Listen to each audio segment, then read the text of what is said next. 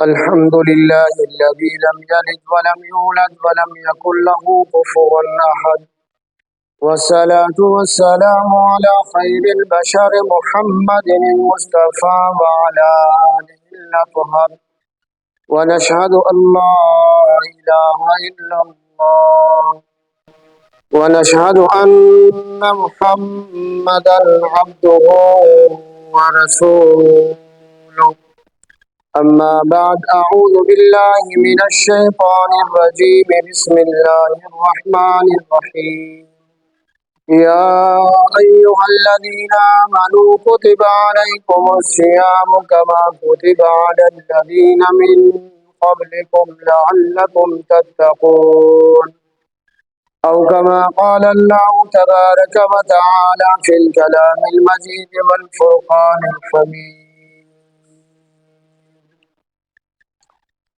وقال النبي صلى الله عليه وسلم: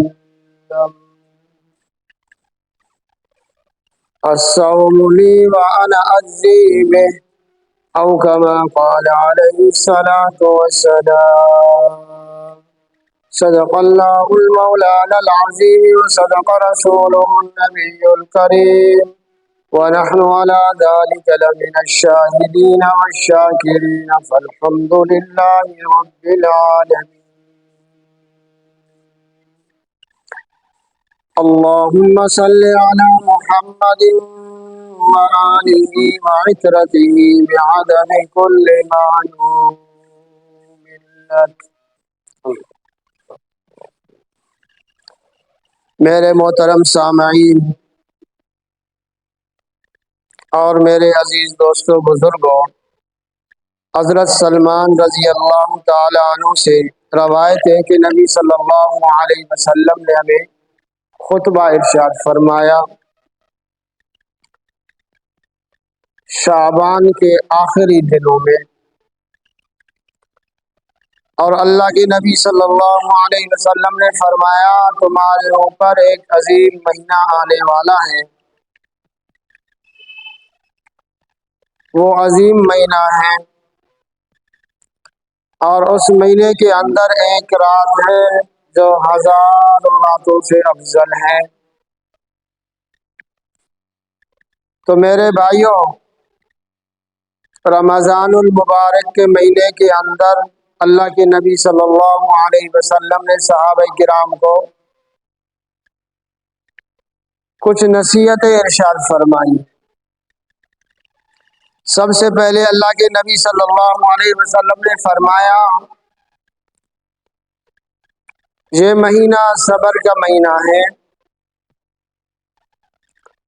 اور صبر کا بدلہ جنت ہے، اور کن مواقع پر ہمیں صبر کرنا چاہیے آپ اندازہ کر لیں۔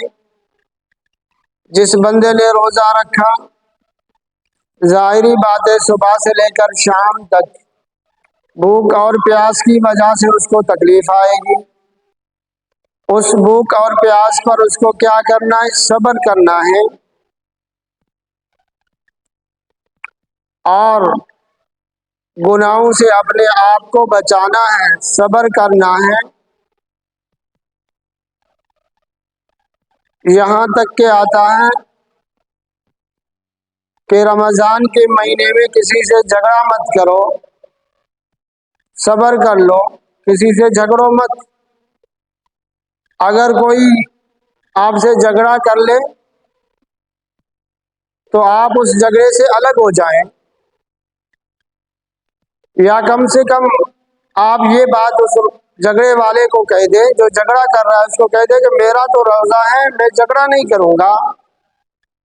یعنی رمضان المبارک کے مہینے کے اندر بہت سارے معاملات ایسے ہیں جہاں ہمیں صبر کرنے کا درس دیا گیا ہے۔ بھوک کی شدت ہو، صبر کرنا ہے، پیاس کی شدت ہو، ہمیں صبر کرنا ہے، گناہ کے معاملے میں نفسانی خواہشات آپ کو گناہ پر ابھارے، آپ نے صبر کرنا ہے۔ یہ رمضان المبارک کا مہینہ ہے، پھر صبر کرنے والوں کے ساتھ اللہ تبارک و تعالیٰ کی مدد شامل حال ہوتی ہے۔ اللہ پاک فرما دے ان اللہ مع الصابرین، اللہ تبارک و تعالی صبر کرنے والوں کے ساتھ ہے۔ ایک حدیث میں نبی صلی اللہ علیہ وسلم نے ارشاد فرمایا الصبر ردائی، صبر میری چادر ہے۔ کس نے ارشاد فرمایا؟ اللہ کے نبی صلی اللہ علیہ وسلم نے ارشاد فرمایا۔ کیا فرمایا؟ الصبر ردائی، صبر میری چادر ہے، یعنی جس نے صبر کیا اس نے میری چادر کو اپنے اوپر اوڑھ لیا، میرے چادر سے اپنے آپ کو ڈھک لیا۔ تو نبی صلی اللہ علیہ وسلم نے اتنی تلقین کی ہے صبر کے بارے میں۔ اور دوسری حدیث میں آتا ہے کہ اللہ کے نبی صلی اللہ علیہ وسلم نے فرمایا یہ مہینہ غم خواری کا مہینہ ہے، یعنی دوسروں کے ساتھ بھلائی کرنے کا مہینہ ہے، دوسروں کے ساتھ اچھائی کرنے کا مہینہ ہے، دوسروں کے ساتھ اچھے طریقے سے پیش آنے کا مہینہ ہے، دوسروں کے لیے قربانی دینے کا مہینہ ہے، یتیموں کے ساتھ دینے کا مہینہ ہے، اور بیواؤں کی غمخواری کا مہینہ ہے، بیواؤں کی مدد کرنے کا مہینہ ہے، یتیموں کی کفالت کرنے کا مہینہ ہے، مساکین کے ساتھ ہمدردی کا مہینہ ہے۔ آپ اندازہ کر لیں اتنی حدیثیں نبی صلی اللہ علیہ وسلم نے ارشاد فرمائی ہے غم خواری کے بارے میں۔ صحابہ کرام رضوان اللہ علیہ مجمعین کے بارے میں بڑا معمول تھا، وہ ایک دوسرے کے لیے قربانیاں دیا کرتے تھے، غربا مساکین کے ساتھ غم خواری کرنا۔ اب اندازہ کر لیں افطاری کے وقت کیا ہوتا ہے، ہم اپنے لیے 10 چیزیں گھر میں تیار کرتے ہیں افطاری کے وقت۔ اب ہمیں کیا کرنا چاہیے؟ افطاری میں جہاں اپنے لیے 10 چیزیں ہم تیار کرتے ہیں تو ان میں سے کم 4 چیزیں ہم غربا کے لیے بھی تیار کریں، ہم چند چیزیں مساکین کے لیے بھی تیار کریں۔ ہونا تو چاہیے یہی تھا کہ جو چیز اپنے لیے تیار کر رہے ہیں اتنی چیزیں ہم غربا کے لیے تیار کریں، ہم اتنی چیزیں مساکین کے لیے تیار کریں۔ تو بعض دفعہ ایسے ہوتا ہے مساکین غربا ہمارے محلے والے، ہمارے محلے میں ایسے لوگ ہوتے ہیں جن کے پاس اچھے طریقے سے افطاری کرنے کا انتظام نہیں ہوتا۔ اب ہم بحیثیت مسلمان ہماری ذمہ داری ہے، بحیثیت مسلمان ہمارے اوپر یہ بات لازم ہے کہ ہم اپنے محلے کے اندر رہنے والے غربا مساکین کا افطاری کے وقت خیال کریں۔ صحابہ کرام تو ایک دوسرے کے لیے بڑے بڑے قربانیاں دیا کرتے تھے۔ صحابہ کرام رضوان اللہ علیہ اجمعین کا ایک واقعہ ہوتا ہے، حضرت ابو جہم رضی اللہ تعالی عنہ کے کہتے کہ یرموک کی لڑائی میں میرا چچا زاد بھائی بھی لڑائی میں شامل تھا۔ حضرت ابو جہم رضی اللہ تعالیٰ عنہ فرماتے ہیں کہ میں ان کو تلاش کرنے کے لیے ایک پانی کا مشکیزہ اٹھا کر چل دیا کہ اپنے بھائی کو تلاش کروں، اگر کہیں پر وہ پیاسا ہو تو میں اس کو پانی پلاؤں۔ کہتے ہیں کہ تلاش کرتے کرتے اپنے بھائی کو میں اس حالت میں دیکھا وہ زخمی پڑے ہوئے ہیں۔ میں نے ان کو پانی پیش کیا، پانی پیش کرنے والا تھا تو اس کے قریب ایک اور زخمی پڑا ہوا تھا، اس نے آہ کی اور اس نے پانی مانگا۔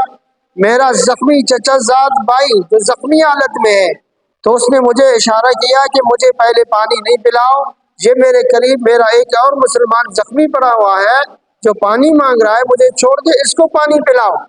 حضرت ابو جہم رضی اللہ تعالیٰ عنہ کہتے ہیں کہ میں وہ پانی اٹھا کر اس زخمی کے پاس گیا، جب اس زخمی کے پاس پہنچا اس کو پانی پلانے لگا تو وہاں پر ایک تیسرا آدمی بھی زخمی پڑا ہوا تھا، تو اس نے بھی آہ کی اور پانی مانگا۔ اس دوسرے صحابی نے، دوسرے آدمی نے مجھے اشارہ کیا کہ مجھے پانی نہ پلائیں بلکہ مجھے میرے تیسرے ساتھی کو پانی پلائیں۔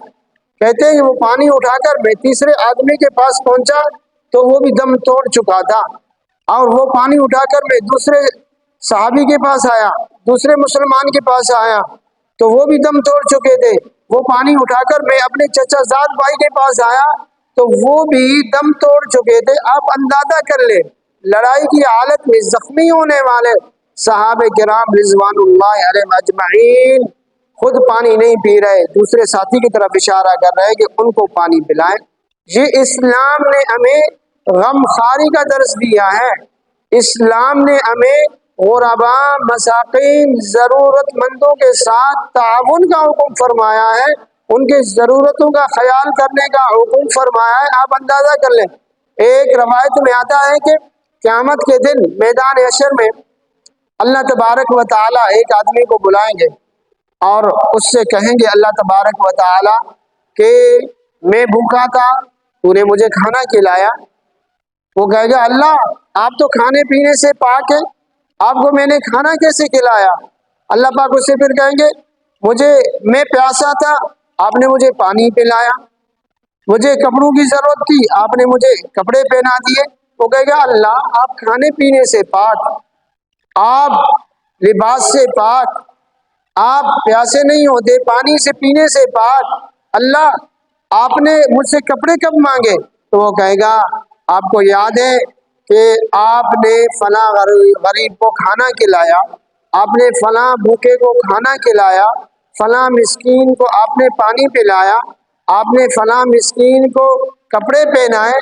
تو مسکینوں کے ساتھ غریبوں کو کھانا کھلانا، غریبوں کو پانی پلانا، مساکین کے ساتھ ہمدردی کرنا، تو اللہ پاک فرمائیں گے ان کے ساتھ تعاون کرنا، اچھے طریقے سے پیش آنا، ان کو کھانا کھلانا بھوکے کو، گویا کہ ایسا ثواب ہے گویا کہ تو نے اپنے رب کو کھانا کھلایا۔ اتنی بڑی ہمدردی ہے، اتنا بڑا ثواب ہے۔ اب مگر مسلمان کیا کرتے؟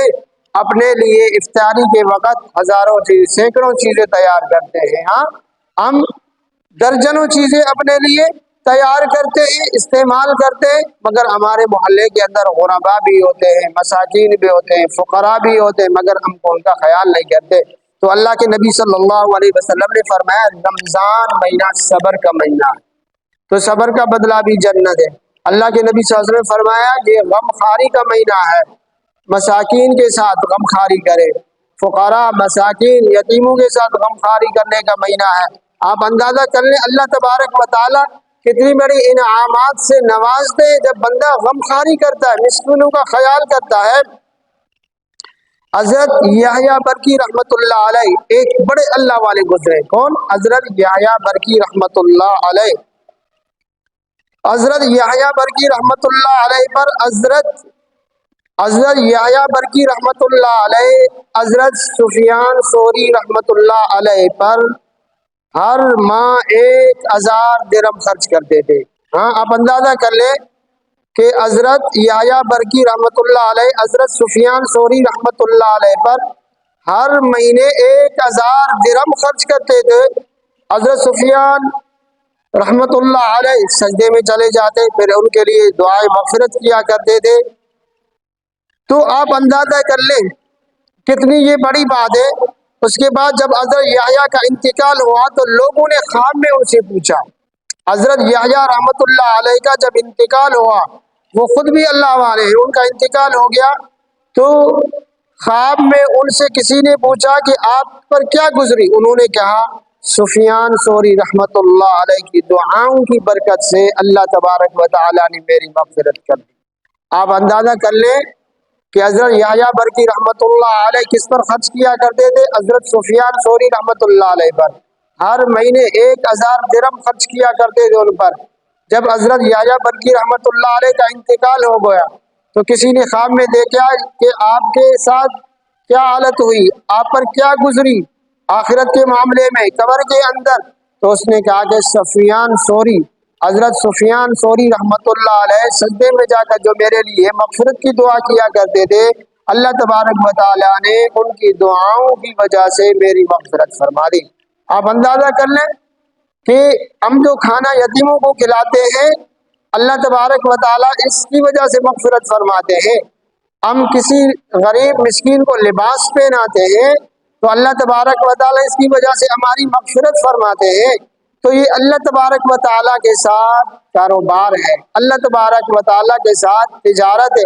تو میرے بھائیوں رمضان کے اندر ہمیں صبر کرنا چاہیے، رمضان کے مہینے ہمیں غم خار کرنا چاہیے، ہمیں غریبوں کا خیال کرنا چاہیے، مسکینوں کا خیال کرنا چاہیے، فقیروں کا خیال کرنا چاہیے۔ تیسرے نمبر پر اگر ہمارے ہاں کچھ ملازم ہیں یا گھر کے اندر ہمارے کام کرنے والے ملازمہ ہیں یا ملازم ہیں یا دکان پر کام کرنے والے ملازم ہیں، حدیث شریف میں آتا ہے اللہ کے نبی صلی اللہ علیہ وسلم نے فرمایا تم رمضان کے مہینے میں اپنے ملازموں کے ساتھ، اپنے ماتحتوں کے ساتھ اچھا برتاؤ کیا کرو، ان پر تخفیف کیا کرو، ان سے کثرت سے کام نہ لیا کرو، مشقت والے کام ان سے نہ کرایا کرو، کیونکہ وہ بھی روزے کے ساتھ ہوتے ہیں اور تم ان کے خیال کیا کرو۔